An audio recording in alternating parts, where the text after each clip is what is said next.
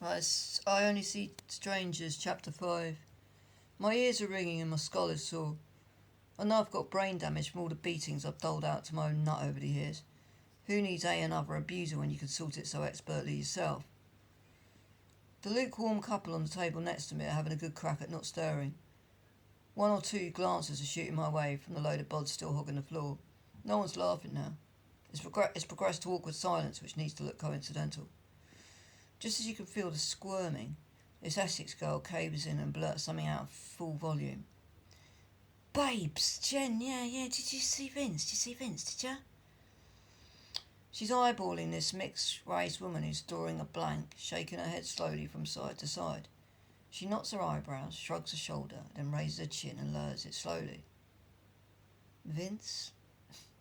She shakes her head again. You were... Oh, Vince, yeah. It's blatant that none of them cares whether Jen saw Vince today, least of all the bird asking. It's obvious even Jen don't care whether Jen saw Vince today. I'm guessing who Vince might be now. Why he's come up right after my outburst. Maybe Vince has issues. Some sorry little git like me who couldn't keep a lid on it. I flick through the reports, and as I'm pulling one out, the limp case gets up, still clinging on to his dragged up glass as if some tosser's going to have a go at snatching it.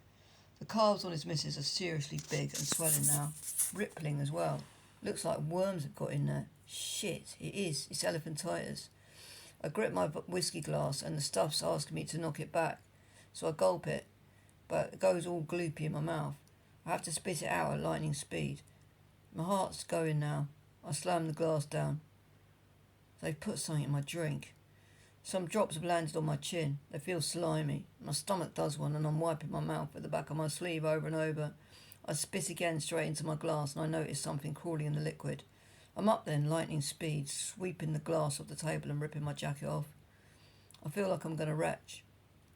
I fall over my chair, forced to make a wide berth round to get to the door. Soon I'm bulldozing my way through bodies and flinging the door open. The fresh air cleans my nostrils, and as I pull as much as into my lungs as they will hold, my heart's still thumping, and I spit a few times onto the pavement. Looks normal, so this wave of relief sinks from my head to my toes. Jesus. There's just one bloke outside stubbing out a fag. Leather jacket, greasy hair and all-stained jeans. He's got that biker nonchalance and it calms me more. When he goes back in, I cross the road and take a wander. Chapter 7. My hands are still shaking. This is how it started before the first time I wound up on a nut job board. Food looked like worms and tasted vile. Didn't matter what I put on the plate, I couldn't eat. People sounded sort of underwater, like mangled old cassette tape. I had this sense that if I lifted the carpet, the floor would be missing. I dig in my pockets for a Rizzler as the ghosts of yesterday loom over me. I have to fight me off, that me of that other country. I try not to go there to the past. It's one of those places off the map, and though you think you know where you're going, you always get lost. But somewhere, not too far from this point, there's this ward, resounding with echoes of her, etched into the walls, the carpets, the ceilings, all over. In the main reception area is her locker, always crammed full, pens, books, papers, packets of coffee, tobacco drop into the floor.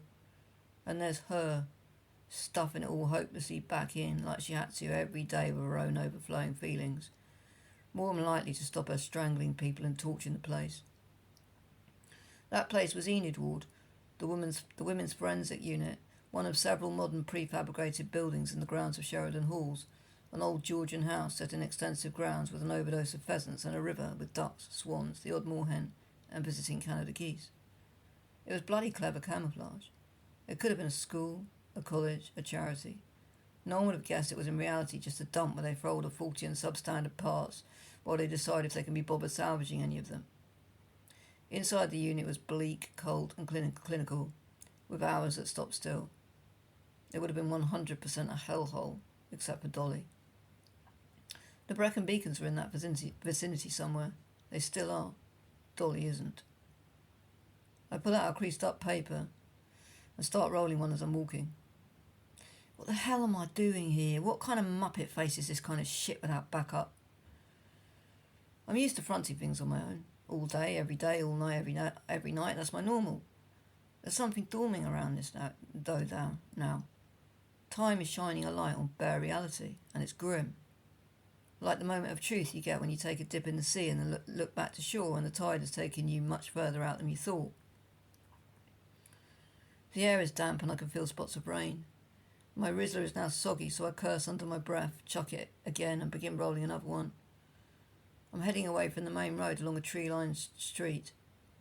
A couple have turned a corner and are walking towards me. They don't look too menacing, but I cross the road because I'm not taking any chances. In front of me is a ginger cat doing yoga on a wall.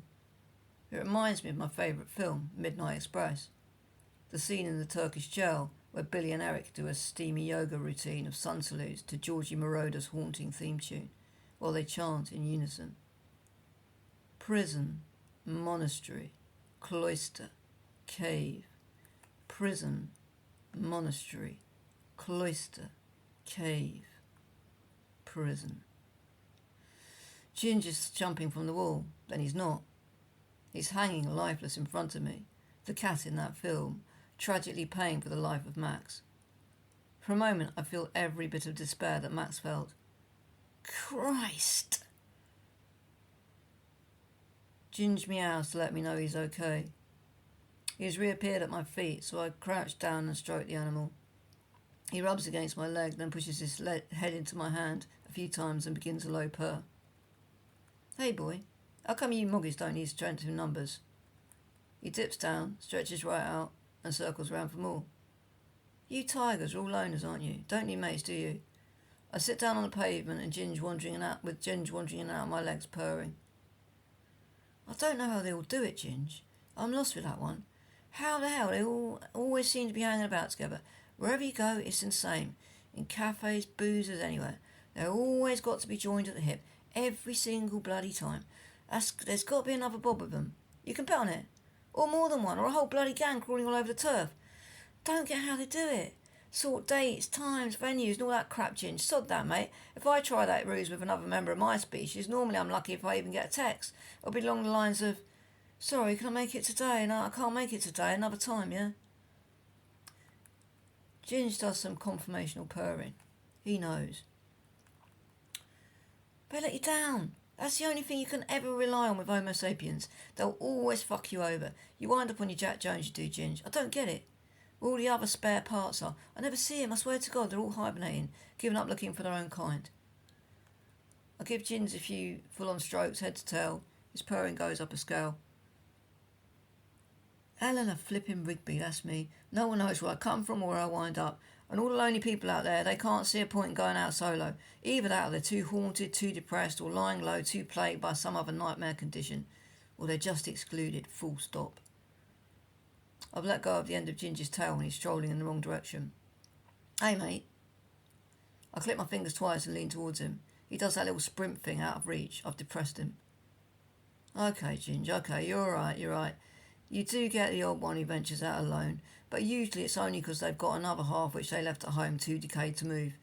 And there's still the hardcore ones who heroically face the frontier to grab a loaf and a tin of cat food from a shop in that old-fashioned thing called the real world. Those bods exist, I'll give you that, mate. Ginger's returned for one more. I tickle his chin, let him push into my hand, stroke him once more, head to tail. As I stand up, he slides away. I check around me, and everything seems sound, so I carry on round the block. As I turn into a tree-lined side street with Victorian houses, I see Ginge slipping under a gate. A dog is barking in the distance. It's getting late, so I head back to the coach and horses.